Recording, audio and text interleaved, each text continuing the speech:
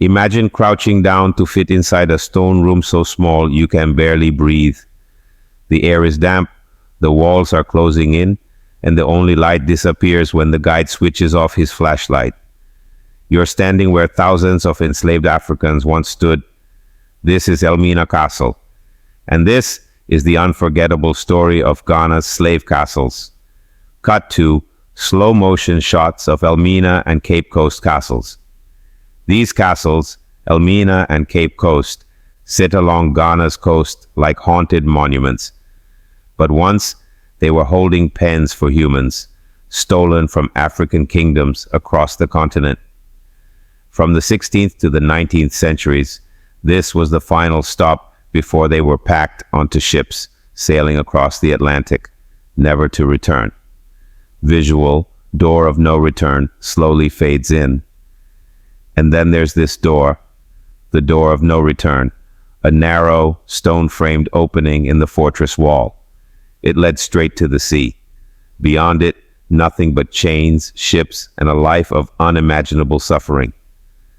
When the guide turned off the lights inside the dungeon, the darkness felt alive. My heart pounded. It was impossible not to picture the hundreds crammed in here, starving, sick, waiting. This isn't a museum.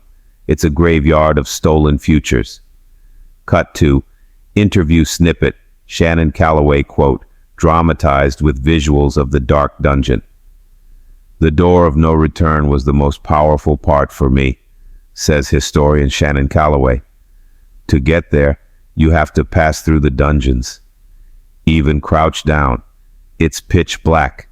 Cut to Cape Coast Castle exterior, tourists walking.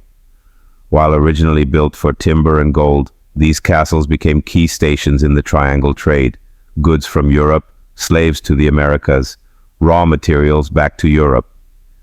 Elmina Castle, built by the Portuguese in 1482, is the oldest European building still standing in sub-Saharan Africa. Later, the Dutch took it over and profited from the trade in human lives until 1814.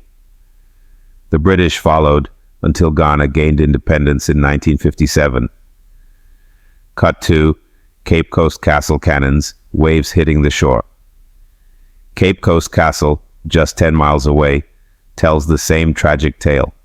Originally built by Swedish traders, it ended up under British control, its cannons keeping rival traders away, and its dungeons full.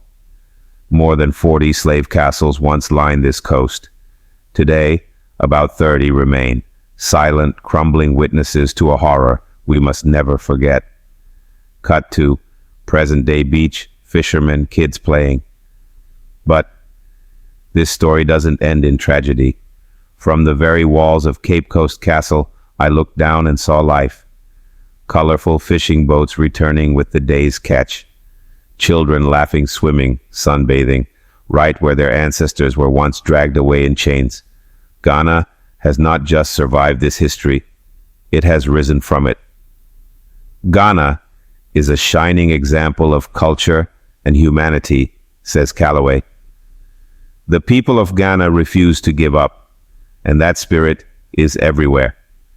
Today, Ghana stands proud as the first sub-Saharan African nation to gain independence, and every year, more visitors walk through these castles, learning, grieving, remembering. Closing scene, slow, hopeful music, close-up of door of no return sign, then a pan to the bright beach. It's almost surreal watching children play on the same steps where people once walked into slavery, but that's the soul of Ghana, a country that transformed pain into pride, sorrow into strength. And walking through these castles, you don't just learn history, you feel it. Want more powerful stories from Africa's past and present? Subscribe and hit the bell so you never miss a chapter. And if this story moved you, share it. History should never be forgotten.